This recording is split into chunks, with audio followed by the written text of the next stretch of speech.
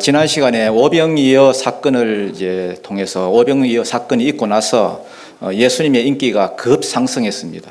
어떤 사람들은 그 자리에서 예수를 잡아서 자기들의 임금으로 삼으려 하기도 하고, 또 예수님이 안 보이니까 온 사방을 헤매면서 예수님을 추적하고 또 쫓아다니고, 그만큼 예수님의 인기가 대단했습니다. 그때 예수님이 흐뭇해 하시거나 아니면 너희들 열심히 참 대단하다 칭찬하거나 그렇게 하지 않고 그 사람들의 깊은 속마음을 보셨습니다. 너희가 나를 찾는 것은 표적을 보니까 달기 아니다.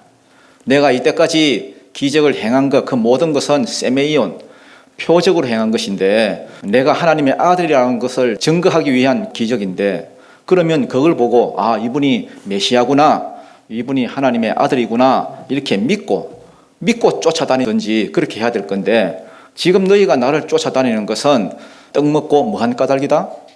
배부른 까닭이다. 배.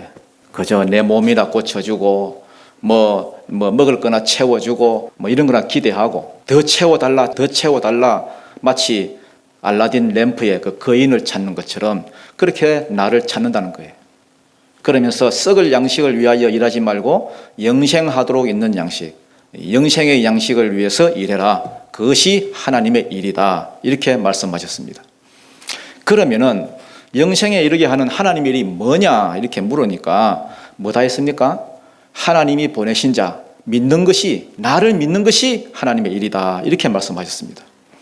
여러분, 우리가 말이 하고 이런 것이 아닙니다. 여러분, 하나님을 믿는 것이 하나님의 일인 줄 알고, 여러분이 믿는 이 믿음이 더 깊은 믿음으로 혹은 더 큰 믿음으로 나아가는 은혜가 있기를 축복합니다. 오늘 본문은 뭐냐? 하나님이 보내신 자, 이 예수를 믿는 것이 하나님의 일이다 했는데, 그러면 어떻게 해야 이 믿음이 생기는가? 이것을 말하고 있습니다. 결론부터 말하자면은 하나님께서 강권적으로 뭐 해주셔야? 이끌어 주셔야 이런 믿음이 생길 수 있다는 거예요. 또 하나 있다면은 그 믿음이 있는 자는 어떤 복을 누리게 되느냐?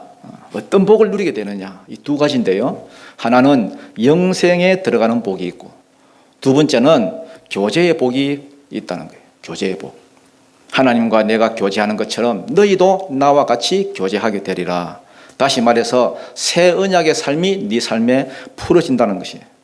이게 오늘 내용의 핵심입니다. 오늘 저와 여러분의 삶 가운데 예수를 믿는 이 믿음이 점점 더 깊어지고 점점 더 커지고, 그래서 영생의 삶과 이 교제의 삶이 여러분 삶 가운데 한꺼번에 풀어지는 은혜가 있기를 축복합니다. 41절 42절 한번 보겠습니다. 41절 42절 시작. 자기가 하늘에서 내려온 떡이라 하심으로 유대인들이 예수에 대하여 수군거려 이르되 이는 요셉의 아들 예수가 아니냐? 그 부모를 우리가 아는데 자기가 지금 어찌하여 하늘에서 내려왔다 하느냐? 예수가 자기를 가리켜서 내가 하늘에서 내려온 떡이다, 내가 생명의 떡이다 하니까 사람들이 수군거렸다는 거예요. 수군거렸다. 수군. 이 수군거리다, 이게 원어에 찾아보니까 비둘기 울음소리를 내다 이런 뜻이 있어요. 비둘기 울음소리를 내다. 이런 비둘기 울음소리가 어떻습니까, 여러분? 저는 잘 모르겠는데, 예를 들어서 쫑알쫑알 이런 게 합시다. 쫑알쫑알 이랬다는 거예요. 이 사람 요셉 아들 아이가 와이라. 이 사람 나사렛 목수 아들 아이라 와이라. 아니, 저거 부모를 우리가 아는데 어디서 자기가 하늘에서 내려왔다 그 큰 소리 치노? 사기를 쳐도 적당하게 쳐야지. 저거 동생들 다 여기 살고 있구만. 나사렛 출신이구만. 뭐가 자기가 하늘에서 내려와? 좀 했다는 거예요. 그러니까 43절에 보니까 예수께서 대답하여 이르시되 너희는 서로 뭐 하지 마라? 수군거리지 마라. 야, 입 다물어라. 그냥 입 다물어라. 그러면서 나를 보내신 아버지께서 이끌지 아니하시면 아무도 내게 올 수가 없다. 이 사람들이 왜 지금 예수에 대해서 자꾸만 수군거리고 쫑알대고 안 믿고 불평하느냐? 왜냐하면은 여러분, 한 사람이 이렇게 불평하기 시작하면요, 그 주위에 불평의 영이 돌거든요. 그러면은 예수 믿으려고 하는 사람들도 이게 안 믿게 되어 있습니다. 교회도 그렇습니다. 한 사람이 불평을 시작하면요, 이것이 수군거림이 되고요, 수군거림이 계속되면은 이 수군거림에 영이 임합니다. 그래서 여러분 자꾸만 여러분 믿는 자들도 이렇게 방해하는 거예요. 그러니까 예수님이 야 시끄럽다 그냥 샷다 마우스 해라. 입 다물어라 그냥. 아예 처음부터 입을 막았습니다. 그러면서 왜 이 사람들이 예수를 안 믿고 비난하는지 그 이유를 예수님이 이렇게 설명합니다. 44절 보니까 아버지께서 뭐 하지 않으면 이끌지 아니하시면 아무도 내게 올 수 없다. 이끈다는 말은 잡아당기는 말이잖아요. 이 신학적인 용어로는 이게 견인입니다. 견인. 견인차 아시죠? 앞에서 차를 끌고 가는 거. 견인. 견인해 주지 않으면은 강력하게 이끌어 주지 않으면은 한 사람도 내게 올 수가 없다. 누가? 아버지께서. 지난 시간 37절에도 이 말이 나왔지요. 창세전에 예정된 자는 아버지가 부르시고 부르신 자는 믿어지게 하셔서 의롭게 해주시고 의롭게 된 자는 영화롭게 해주신다. 그래서 주님이 이끄시기 때문에 일단 오기만 하면은 다 믿게 돼 있다. 믿기만 하면은 중간에 넘어지고 자빠져도 마지막에는 결국은 살려내신다는 거예요. 그러면은 이상하잖아요. 아니 오기만 하면 되는데 이해가 안 되잖아요. 그렇게 은혜로운 말씀을 많이 듣고 그렇게 많은 표적을 또 경험했는데 귀머거리가 뭐 듣고 안전뱅이가 일어서고 금방 여러분 또 뭐 오병이어 기적 다 경험했는데 왜 안 믿고 계속 예수에 대해서 수군거리고 쫑알대고 어디 우리가 그 부모를 다 알고 그 집안을 다 아는데 어디 자기가 하늘에서 내려왔다고 사기를 치노? 왜 이 사람들이 막 이렇게 쫑알거리느냐? 이 사람들이 자기들 딴에는 자기들이 되게 뭐 합리적인 것 같고 굉장히 똑똑한 것 같아도 성경은 그렇게 이야기하지 않습니다.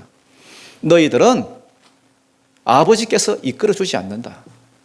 아버지께서 이끌어 주지 않으면 한 사람도 내게로 올 수 없다. 아버지께서 이끌어 주는 자는 다 내게로 올 것이요 내게로 오는 자는 마지막 날에 내가 그를 다시 살릴 것이다.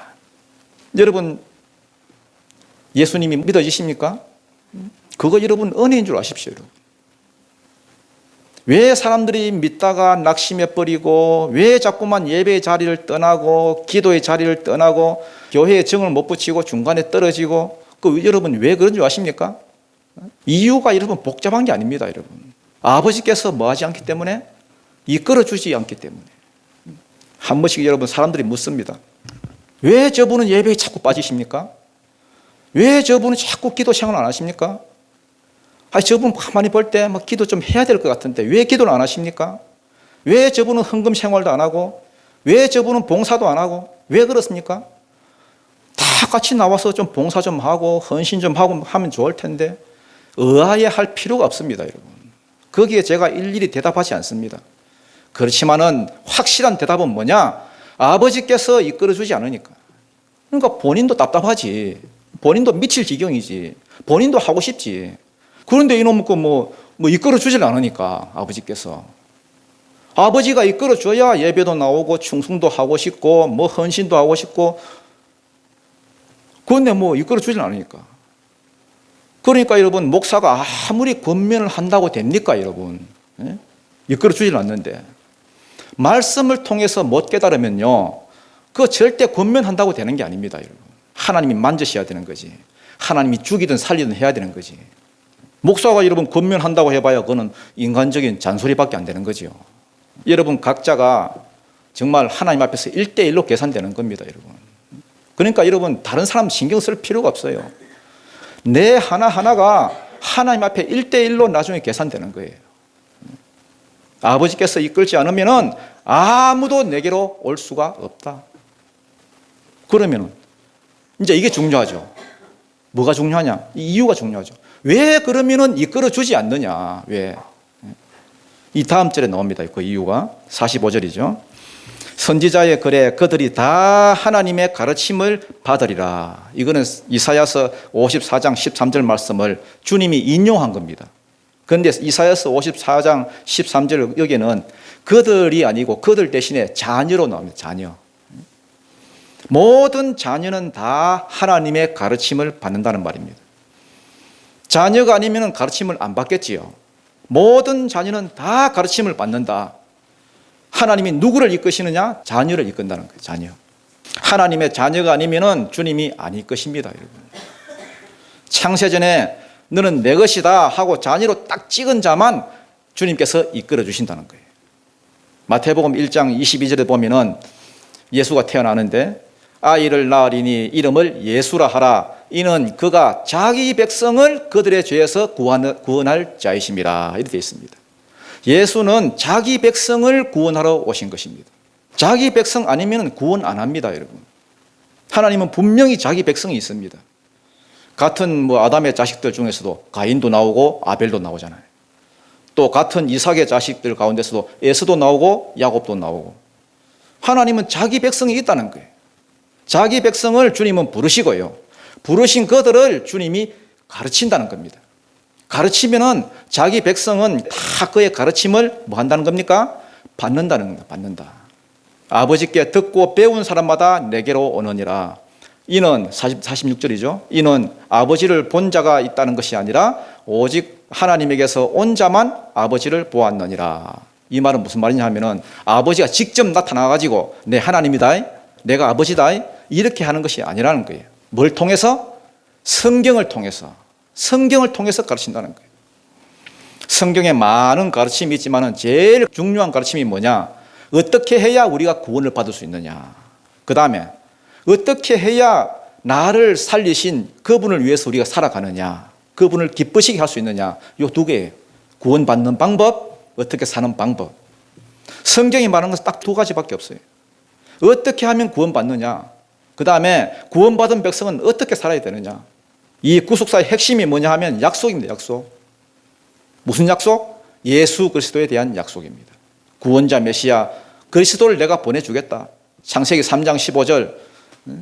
그걸 좀 더 이렇게 구체화시켜서 창세기 12장에 보면은 아브라함에게 세 가지 약속을 주시고 너한테 큰 민족 주겠다. 가나안 땅을 주겠다. 그 땅에 예수를 보내서 천하 만민이 복받는 대로 돌아오게 하겠다. 그 뒤로도 계속해서 여러분 다윗의 혈통에서 나온다. 처녀 몸에서 나온다. 유다 베들레헴에서 나온다. 겸손해서 나귀를 탄다. 메시아 고유 사역을 할 것이다. 대속의 죽음을 죽을 것이다. 쭉 예언이 되어 있습니다. 성경은 그 예언을 그대로 성취하는, 이루는 책입니다. 하나님이 자기 백성에게는 이거를 가르친다는 거예요. 성령을 통해서 가르치고 주의 종들을 통해서 가르치고. 다 여러분 이스라엘이 아니고 이스라엘 중에서도 자기 백성이 있는데 자기 백성의 특징이 뭐냐? 가르치면 듣고 배운다는 거예요. 물론 듣기야 다 듣지. 다 듣고 다 배우고 다 하는데 자기 백성이 아닌 자는 특징이 뭐냐? 들어도 못 깨달아. 한쪽 귀로 듣고 한쪽 귀로 흘려버린다는 거예요. 배워지지가 않고 자기 지식이 안 된다는 거예요. 자기의 영적 지식이 되지 않는다. 아무리 여러분 가르침을 주고 아무리 표적을 보여줘도 궁시렁거리고 쫑알대고 수군거리고 그런 자들에게 예수님이 무슨 말씀을 하시느냐? 아버지가 이끄시는 사람은 다 내게로 올 것이요. 내게로 오면은 그 사람은 내가 하나도 잃어버리지 않고 마지막 날에 다 내가 살릴 것이다. 그런데 너희는 왜 안 믿느냐? 아버지가 이끌지 않아서 안 믿는다. 왜 안 이끌어 주시느냐? 아버지는 자기 백성만 이끄신다. 이스라엘이고 다 이스라엘이 아니다. 정말 하나님이 이끄시는 자는 그의 음성을 듣게 돼 있다는 거예요. 말씀 딱 들으면 듣는 즉시 이게 머리에만 머물지 않고 이게 가슴으로 내려오고요. 감동이 되어지고 기다려지고 그래서 믿음으로 쑥 들어간다는 거예요. 이런 자에게는 두 가지 복이 주어집니다. 몇 가지 복요? 두 가지 복. 첫 번째는 영생이 주어집니다. 47절이죠. 진실로 진실로 너희에게 이르노니 믿는 자는 영생을 가졌나니. 여기 가졌다, 이게 우리 한글 성경을 보니까 가졌다 과거형처럼 보이는데 원어에 보면 이게 과거형이 아닙니다. 현재형이에요. 현재형. 지금 가지고 있다는 거예요. 믿는 자는 그 믿음이 점점 더 깊어지고 점점 더 영생을 확신하게 되더라는 겁니다. 지금 현재적으로. 베드로처럼 당신은 그리스도시요 살아계신 하나님의 아들입니다 고백하게 되고 점점 더 깊은 고백으로 나아가다가 자기의 전부를 던질 줄 알고 거기서 끝나는 것이 아니라 사명 감당하는 데까지 나아가더라는 겁니다. 이런 사람들은 죽어봐야 알지 이게 아닙니다. 여러분, 이 땅에서부터 영생을 가지는 겁니다. 쭉 가지고 있다가 그 결과로 마지막 날에 살리는 거예요. 이 땅에서 계속 뭐 엄한 짓 하다가 마지막에 뭐 가보니까 죽어보니까 뭐 영생이 있더라 이런 것이 아닙니다, 여러분. 그건 뭐 말도 안 되는 소리죠. 48절 예수님이 다시 자기 자신을 계시하고 있습니다. 내가 곧 생명의 떡이니라. 바로 직접적으로 말을 하죠. 내가 곧 생명의 떡이다. 49절부터 51절까지 읽겠습니다. 시작. 너희 조상들은 광야에서 만나를 먹었어도 죽었거니와 이는 하늘에서 내려온 떡이니 사람으로 하여금 먹고 죽지 아니하게 하는 것이니라. 나는 하늘에서 내려온 살아있는 떡이니 사람이 이 떡을 먹으면 영생하리라. 내가 줄 떡은 곧 세상의 생명을 위한 내 살이니라 하시니라. 여러분, 만나는요, 만나는 처음부터 죽지 말라고 주신 떡이 아닙니다. 만나와 예수님의 공통점은 딱 한 가지밖에 없어요. 하늘에서부터 내려왔다 이거예요. 하늘에서 내려온 떡이다. 그런데 차이점은 뭐냐? 차이점은 예수는 처음부터 오신 목적이 지옥 가지 않고 영생을 얻게 하기 위한 그런 목적으로 오신 것입니다. 만나는 그게 아니에요. 만나는 일용할 양식으로 주신 거예요. 일용할 양식. 왜? 가나안 땅 들어가야 되니까. 그러니까 40년 동안 먹어도 뭐 한 겁니까? 죽은 거예요. 너희 조상들은 광야에서 만나를 먹었어도 죽었거니와 이는 뭡니까? 나죠. 예수님. 하늘에서 내려온 떡이니 사람으로 하여금 먹고 죽지 아니하게 하는 것이니라. 원래 예수님이 오신 목적 자체가 죽지 않게 하기 위해서 오셨습니다. 여기서 죽는다는 말은 육신이 그냥 꽥 하고 죽는 게 아니죠. 둘째 사망을 말해요. 둘째 사망. 영이 죽는 거. 영혼과 육이 다 죽는 거예요. 아담 이후에 모든 인간은 에녹하고 엘리야 두 사람만 빼고는 한 번 죽는 것이 이미 정해진 이치입니다, 여러분. 그러나 그 후에는 반드시 심판이 있으리니 여기서 말하는 심판은 죽어서 지옥 가는 것을 말합니다. 그러나 죽지 않게 하시려고 예수님이 오셨다는 거예요. 나는 하늘에서 내려온 살아있는 떡이니 사람이 이 떡을 먹으면 영생하리라. 내가 줄 떡은 곧 세상의 생명을 위한 내 살이니라. 그런데도 왜 안 받아들이고 믿지를 않느냐 이런 말입니다. 너희는 표적을 보는 게 아니라 떡 먹고 뭐한 까닭이다? 배부른 까닭이다. 동물적이지요, 삶이. 동물적이에요. 인생이 그렇습니다, 여러분. 되게 동물적이에요. 겉으로는 되게 여러분 고상한 척하고 교양이 있는 척하지만은 자기 중심적인 인간들은요 동물적이에요. 결국은 뭐 지 좋아하는 거 하고 뭐 지 편한 거 하고 예수 믿는 척하면서도 자기 좋아하는 거 하고. 그래서 여러분 인생이 뻔해요. 뻔합니다, 여러분. 살아가는 게 뻔해. 예측이 가능하고요. 아, 저 사람은 그 다음 동작은 뭘 하겠군. 딱 예측이 가능한 거예요. 인간이 동물이에요. 동물같이 행동. 딱 보면 읽혀요. 왜? 동물이니까. 자꾸 여러분 뭐 편한 곳으로 가고 먹을 거 있는 곳으로 가고 이런 바닷가에 가면 갈매기들이 날아다니잖아요. 갈매기들이 이렇게 날아다니는 그 이유가 뭐죠? 새우깡 먹으려고. 새우깡 들고 있으면 여러분 갈매기들이 와요. 틀림없이 와. 그거 먹으려고. 그러니까 동물이지. 저는 안 먹어요. 예전에 누가 새우깡을 하나 가져왔더라고요. 저 교회에 있을 때 이거 드시라고. 봉지도 커요. 이따만한 봉지 가져왔어요. 안 먹었어요. 배 나올까 봐. 제가 갈매기 같았으면 먹었지. 여러분 학이 왜 한쪽 다리로 서 있는 줄 알아요? 학이 고고한 척. 제가 왜 학이 한쪽 다리로 서 있는지 봤더니 이게 그렇게 하고 있으면 깨구리가 보인대요. 깨구리 잡아먹으려고. 한쪽 다리로 서 있어야 깨구리가 온대요. 기둥인 줄 알고. 두 다리로 서 있으면 안 온대. 무서워서.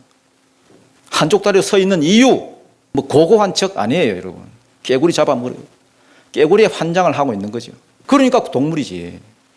마태복음 6장에 보면 우리도 다 그러고 산다는 거예요. 우리도 살아가는 모습 보면 뭐 예쁜 척 고고한 척 하는데 우리가 어떻게 살고 있느냐? 무엇을 먹을까? 무엇을 마실까? 무엇을 입을까? 그게 다 이방인들이나 구하는 거야. 무슨 소리입니까? 동물이다, 동물 이놈들아. 이방인들은 동물적으로 사는 그런 자들이기 때문에 말씀 따라 사는 자들이 아니기 때문에 너네 동물이니? 하늘 아버지가 공급해 주시지 않니? 동물처럼 살지 마. 이걸 뭐라 그래요? 썩을 양식이라고 해요. 썩을 양식. 왜 썩을 양식이라고 그럽니까? 먹어도 배고파요. 왜냐하면 내일 또 먹어야 되잖아.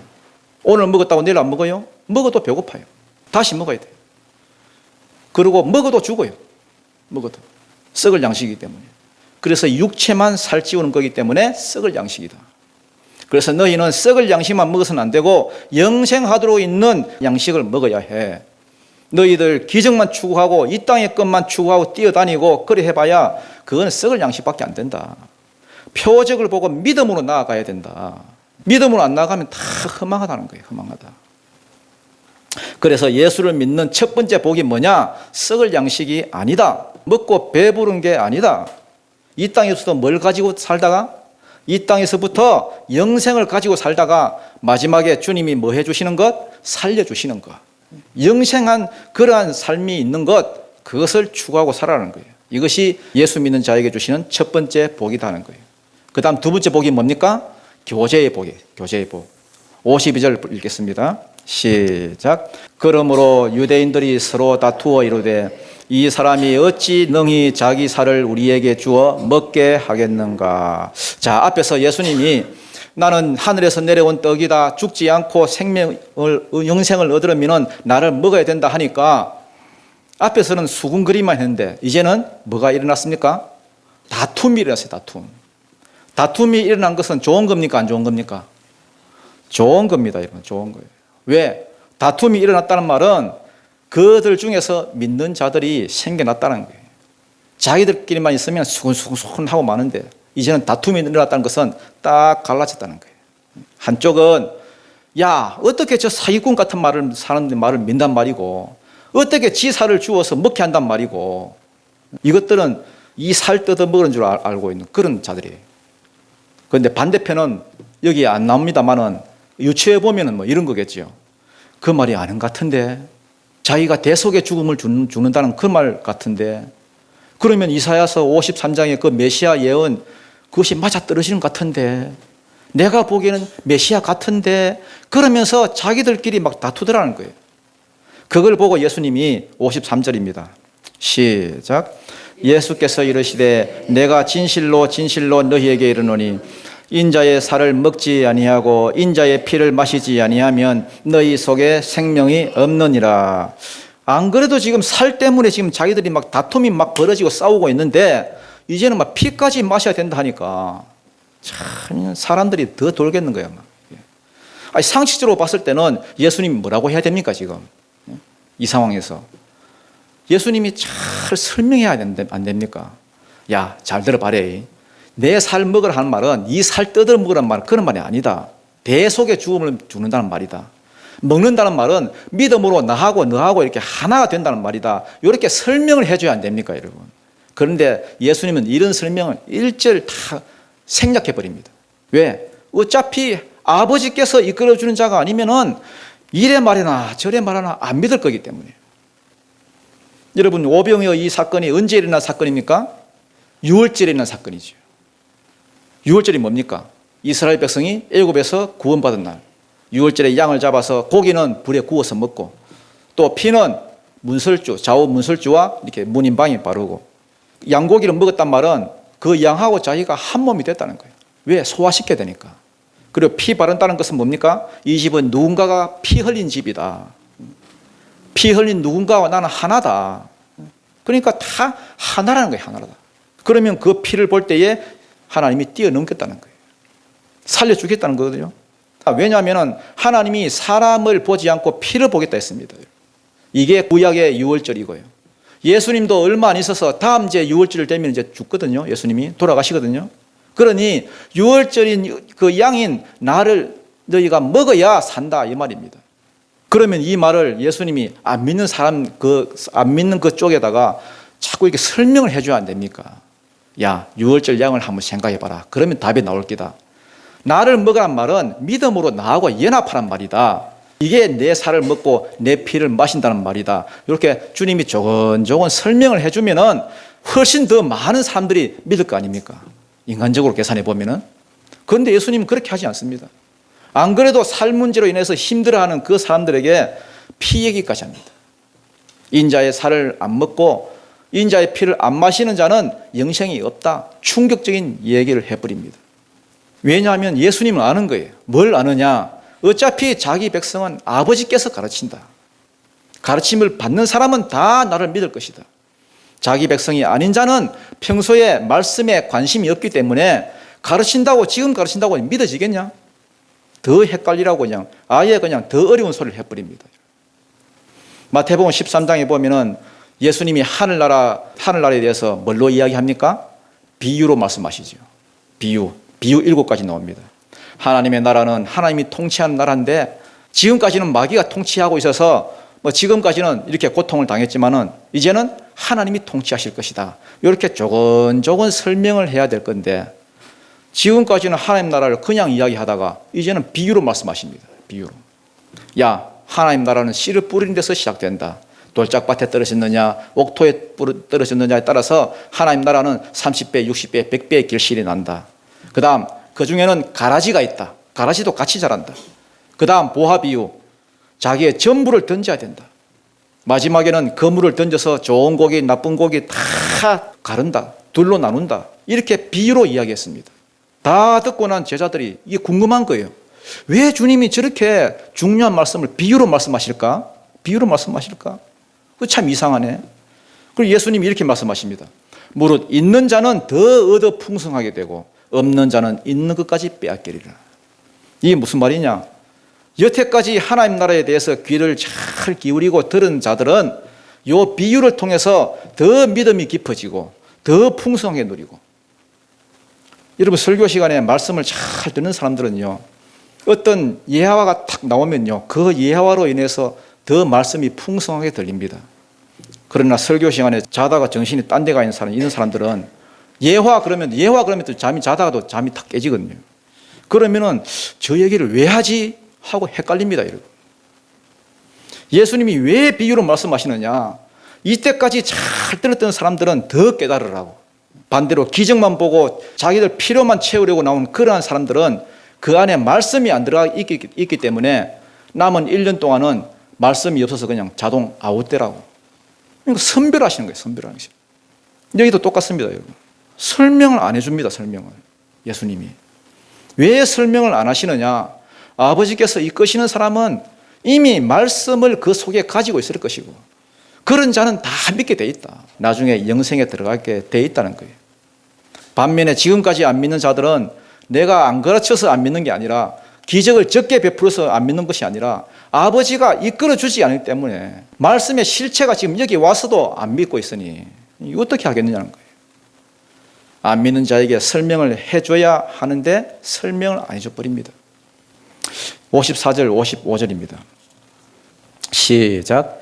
내 살을 먹고 내 피를 마시는 자는 영생을 가졌고 마지막 날에 내가 그를 다시 살리리니 내 살은 참된 양식이요 내 피는 참된 음료로다. 왜 자꾸 이런 표현을 하시느냐? 왜 자꾸 먹어야 된다 이런 말을 하느냐?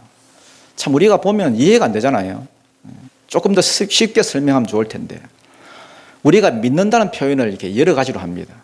요한복음 1장 12절에 보면은 영접하는 자로 표현을 해요. 영접하는 자 곧 그 이름을 믿는 자. 믿는 자와 영접하는 자가 이렇게 동의어입니다. 여기서는 믿는 자와 먹는 자가 동의해요. 왜냐하면 예수님은 떡이기 때문에, 떡으로 소개했기 때문에 예수님을 먹으라는 거예요. 예수님을 영접하는 것이 먹는다예요. 예수님을 먹음으로써 내 안에 영접하는 겁니다. 먹어서 하나가 되는 거예요. 성경에 보면 먹으란 말이 많이 나와요. 말씀을 먹으라. 우리 한국 민족이에요. 참 영적인 민족 같아요. 먹으면 일체가 된다는 걸 익히 알고 있는 거예요. 우리가 어릴 때 저도 이제 공부를 하면서 보니까 영어 사전 이거 외워서 찢어서 먹더라고요. 얼마나 그 외우고 싶은지 막 외우고 또 먹고 외우고 먹고. 저는 안 했어요. 들었더라고요. 근데 하는 사람이 있었어요. 그렇게 공부를 했습니다. 한국 사람들은 먹는다는 게 일체가 된다는 거 벌써 아는 거예요. 이어령 교수가 이런 얘기를 했습니다. 한국 사람들이 예수를 잘 믿게 된 계기가 뭐냐? 성경에 보면은 먹는다는 그 의미가 나오는데 그 의미가 하나가 된다는 걸 우리가 이미 알고 있었다는 거예요. 그래서 기독교의 부흥이 엄청 빨랐다는 거예요. 우리 한국 사람만 먹는다는 표현을 많이 써요. 여러분, 새해가 되면 나이를 먹죠. 나이를 어떻게 먹어? 나이를. 중국 사람들은 그런 말 안 해요. 첨가한다 그래요. 첨가한다. 첨자를 써요. 첨. 나이를 첨한다. 나이를 더한다는 거죠. 더해간다. 일본 사람들은 똑같은 표현을 취한다 그래요. 취한다. 일본 사람들은 좀 약탈적인 민족이 있는 것 같아요. 취한다. 얻는다는 거죠. 나이를 얻는다. 둘 다 자기하고 일치되는 감정이 없어요. 나이를 첨한다. 중국. 나이를 취한다. 일본. 그런데 우리만 식이에요. 식자를 써요. 먹을 식자. 나이하고 우리는 일체감이 있습니다. 30살의 문길성, 50살의 문길성. 다른 게 아니라 같아요. 한국 사람들은 나이를 먹었기 때문에 나이로 하나가 된 거예요. 그래서 한국 사람한테는 나이가 중요해요. 나이가. 만나면 나이부터 묻잖아. 나이 따지고. 우리가 예수님을 먹죠. 예수님과 우리는 나눌 수가 없어요. 예수님과 내가 하나가 되는 거예요. 성찬식이 그렇잖아요. 내 살을 먹어라, 내 피를 마셔라, 하나가 되자는 거예요. 성찬식이 뭔지 한국 사람들은 이미 다 알고 있었다는 거예요. 마음 먹는다, 마찬가지죠. 마음 먹는다. 여러분, 마음 먹어봤어요? 나 마음 먹었어. 잘해보기로 마음 먹었어. 예수님 마음도 이런 거죠. 빌립보서 2장 5절. 너희 안에 이 마음을 품으라. 곧 그리스도 예수의 마음이니. 이걸 이제 그대로 이제 번역해서 이런데 마음을 먹다로 번역했으면 더 좋았을 것 같아요. 품으라. 이걸 우리식으로 표현하면 마음을 먹어라. 그러면 이제 예수의 마음을 우리가 확 먹으면 우리가 예수의 마음 가지고 살아가게 되죠. 좋은 의미죠. 나쁜 뜻도 있습니다. 나쁜 의미도. 우리는 돈도 먹었다 그래. 돈. 너 돈 먹었지? 돈 먹었지. 뭐예요? 부정한 돈, 뇌물을 받았다는 거잖아요. 왜 그 부정합니까? 내가 먹었으니까 나도 같이 부정해지는 거예요. 나도 같이 더러워지는 거예요. 욕도 마찬가지입니다. 욕. 너 욕 먹었지? 욕 먹었지. 내가 먹으니까 욕이야. 이게. 안 먹으면 욕이 아닌데. 나에 대해서 나쁜 소리 하잖아요. 나쁜 소리 하고 뭐 이상한 소리 하잖아요. 그러면 나 안 먹어. 너 가져. 이러면 될 건데 그걸 내가 먹어요. 그러면 욕 먹은 게 되는 거예요.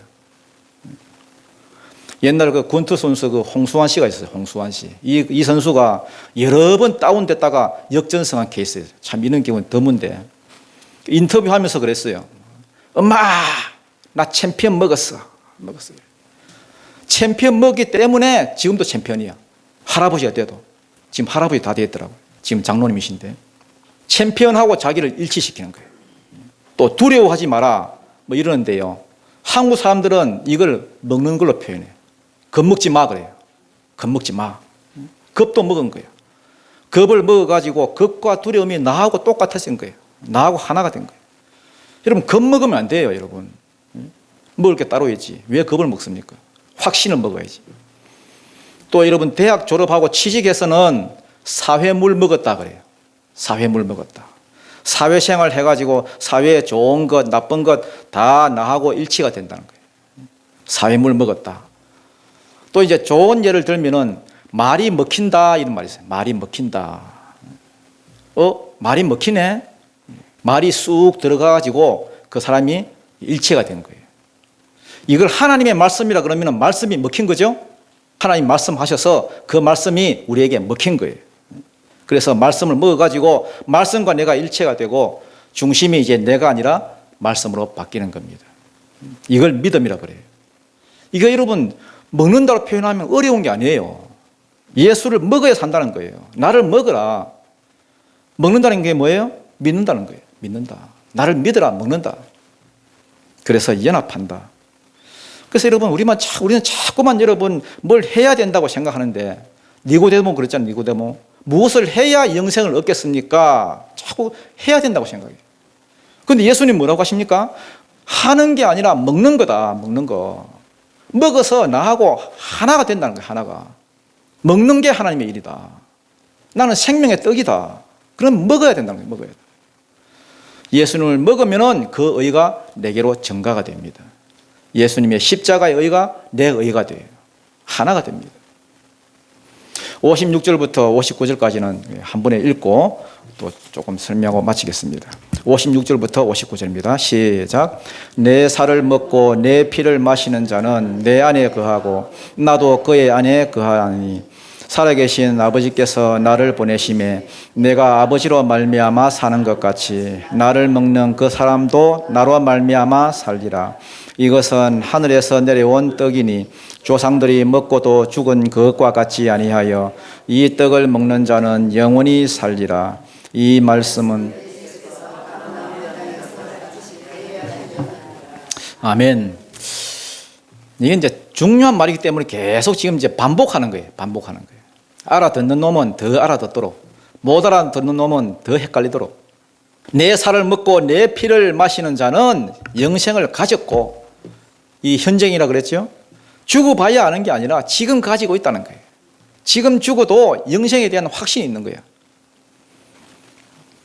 너 오늘 죽으면 천국 가나? 네. 왜 가냐? 이쁘잖아요. 교회 오래 다녔잖아요. 착한 일 많이 했잖아요. 이따위 소리 안 합니다, 여러분. 나는 예수님이 내 죄를 지고 돌아가셨기 때문에, 대속의 죽음을 죽으셨기 때문에 나는 그것을 믿는다. 대속의 죽음을 죽으셨기 때문에 내 죄 문제가 해결이 됐고, 그래서 나는 천국 간다. 헷갈릴 게 없습니다, 여러분. 믿는 순간 영생을 가졌습니다. 영생의 소망이 생기게 되어 있습니다, 여러분. 이게 여러분 설명을 하는 게 아닙니다, 여러분. 세뇌를 시키는 게 아닙니다, 여러분. 그냥 알아지는 거예요. 알아지는 거예요. 성령이 오셔서 나는 영생을 가졌구나, 이런 생각을 마음에 그냥 새겨버린다는 거예요. 믿음으로 내 죄를 대신 지고 죽은 예수님, 그 분과 믿음으로 내가 그 살을 먹고 피를 마실 때에 나하고 일체가 됩니다. 나하고 연합이 됩니다. 믿음으로 그것을 받아들이는 것입니다. 내가 아버지로 말미암아 살아왔던 것처럼 너희도 나로 말미암아 살리라. 이게 교제의 축복입니다. 이게 예레미야서 31장 31절에 나오는 아버지가 꿈꾸오던 그런 세상입니다. 새 언약을 주십니다. 이거는 애굽에서 나왔던 그 이스라엘 백성들이 그렇게 받았던 그 율법, 옛 언약하고는 다른 거예요. 그때는 사람을 가리켜서 나를 알아라, 나를 알아라. 여러분 호세아서 읽어보십시오, 여러분. 여호와를 알아라, 힘써 여호와를 알아라. 왜? 사람들이 하나님을 모르기 때문에. 성경 좀 보라고, 성경 보고 좀 알아라고. 그러나 이제 나를 알라 하지 아니하리니, 어린아이부터 어른까지 다 하나님을 알미라. 왜? 성령이 안에서 말씀하시니까, 성령께서 이끌어 주시니까. 하나님이 누군지 물어볼 필요가 없다는 거예요. 그냥 아는 거예요, 그냥. 그 다음 두 번째 새 언약의 특징이 뭐냐?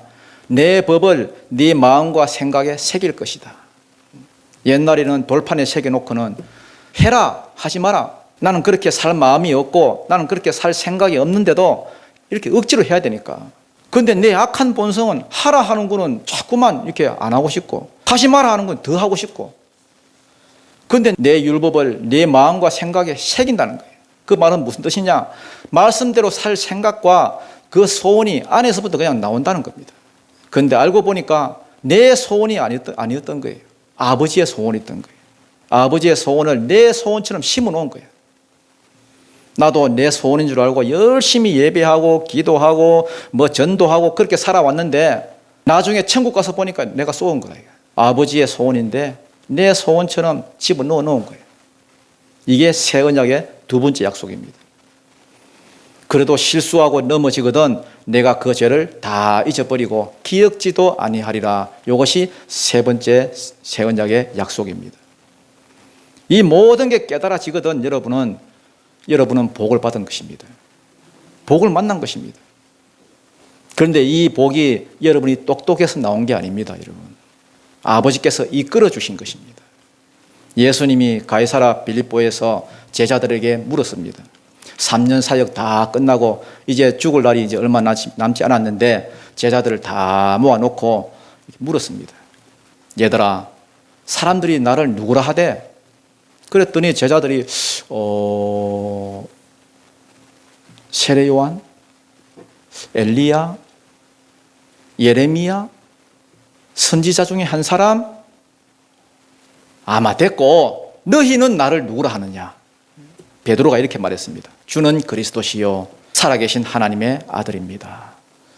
그때 예수님이 막 좋아가지고 아이고 이 똑똑한 놈, 아이고 이 머리 좋은 놈 이렇게 안 했습니다. 여러분 뭐라고 하셨느냐? 봐 요나. 아마 저 아버지가 요나였던 것 같습니다. 요나의 아들 시몬아, 네가 복이 있다. 너를 알게 하신 이는 혈과 육이 아니다. 하늘에 계신 내 아버지다. 여러분 우리가 예수 그리스도를 정확하게 알고 그 예수를 먹음으로써 그 예수와 연합하여서 한 몸이 되는 것, 그거 여러분 아버지께서 이끌어주지 않으시면, 아버지가 가르쳐주지 않으면 절대 안 되는 겁니다. 아버지가 이끌어주신 겁니다. 하나님이 이끄시는 사람은 그 믿음이 절대 여러분 가만히 있을 수가 없는 거예요. 절대 정체되어 있을 수 없는 겁니다. 지난주 다르고 이번 주 달라야 됩니다. 시간이 가면 갈수록 더 깊어지고 더 넓어지고 더 큰 믿음으로 나아가게 돼 있습니다. 여러분 나 10년 전에 내 믿음, 지금 내 믿음 똑같다 그러면은 한번 좀 생각해 봐야 됩니다. 아버지가 나를 이끌어 주고 계시나? 아버지가 내 삶을 이끌어 주고 계시나? 나는 아버지의 자녀인가? 아버지의 백성인가? 한번 좀 고민을 해봐야 됩니다. 진지하게.